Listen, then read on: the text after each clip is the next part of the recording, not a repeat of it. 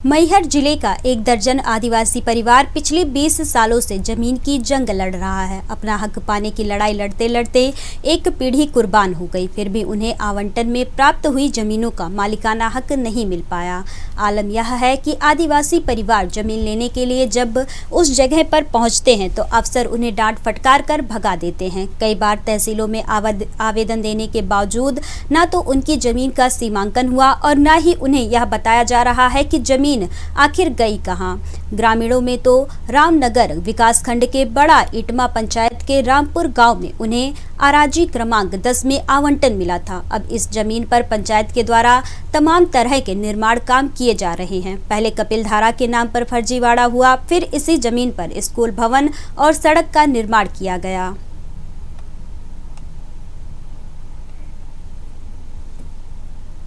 देखिए, तालाब बनाना और वृक्षारोपण ये अभी गवर्नमेंट की प्राथमिकताओं में से है। ये मैं जरूर आपकी बात हम लोग के संज्ञान में पहली बार आई है कि बड़ा इटमा में कुछ आदिवासी वर्ग के लोगों के पट्टे की जमीन पर कोई तालाब बन गया।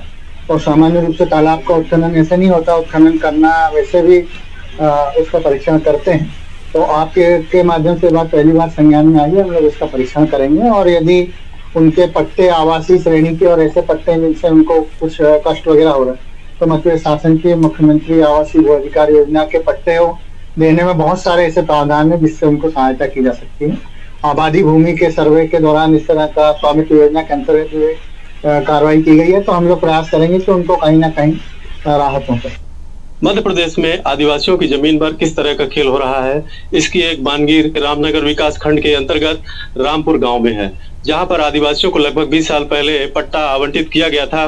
किंतु आज 20 साल बाद जब आदिवासियों के जमीनों पर ही तालाब खोद दिया गया है और उन्हीं के जमीनों पर ही नलकूप खनन करके कपिलधारा की राशि भी निकाल ली गई है।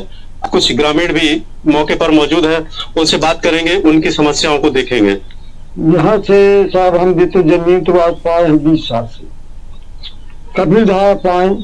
कपिलधारा से वाली जमीन को हमारी पता नहीं है कहाँ कहाँ घुसेते जाते हैं। वो इतने में पटवारी साहब अधिकारी कहते हैं मैं तो सरकारी कर्मचारी, मेरे पे क्या कर लूंगा। बताइए जी, ये जमीन आपकी है और हाँ, और आप किस तरह से परेशान हो रहे हैं? क्या परेशान है? आज 20 साल से परेशान होगा। कपिलधारा का जागत हमको बताया नहीं, तालाब चोरी चोरी में पटवारी सेक्रेटरी सरपंच करा दिए, हम नहीं जानते। आज हम परेशान हैं, गरीब आदमी आदिवासी हो इटमा के, तो अब कहाँ खेती करे, अब काम करते तो भी खाने को नहीं पूछता। क्या करें साहब, ऐसे मजबूरी है हमारी।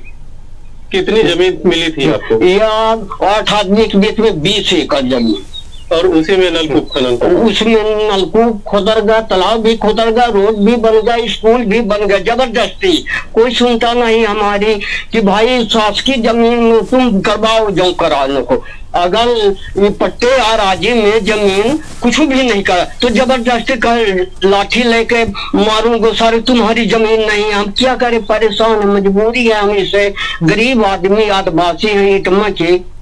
आदिवासियों की पीड़ा को कौन समझेगा, ये समझने वाली बात होगी। मेरे साथ और भी ग्रामीण है यहाँ पर जो मौके पर मौजूद है, उनसे भी। सब हम लोग बड़ा मौके मैंने रामपुर में जमीन है, हम लोग आते हैं, हम लोग का दाग के सब भगा देते हैं, कहते हमारी जमीन है। तो हम लोग कहते हैं कि हमारी जमीन है। ऐसे करते करते हमारे दादा पुरखा मर गए, हम लोग बचे, अब लड़ रहे हैं।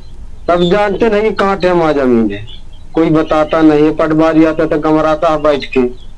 देखना यह होगा कि लगातार आदिवासियों को परेशान किया जा रहा है और आदिवासियों की जमीन पर ये बता रहे हैं, जैसे ग्रामीणों के अनुसार हमारी जमीन पर एक रात में तालाब का खनन कर दिया गया। आज उसी तालाब पे आवंटित जमीनों पे तालाब खुदा है, जिस पर कपिलधारा कूप की भी राशि स्वीकृत कर ली गई है। काम पर काम होता जा रहा है। प्राइवेट जमीनों पर तालाब की स्वीकृति कैसे हुई और कैसे इसका टीएस हुआ, देखना यह होगा कि इन आदिवासियों को न्याय कहां से मिलता है। खबर भारत के लिए अनुराग।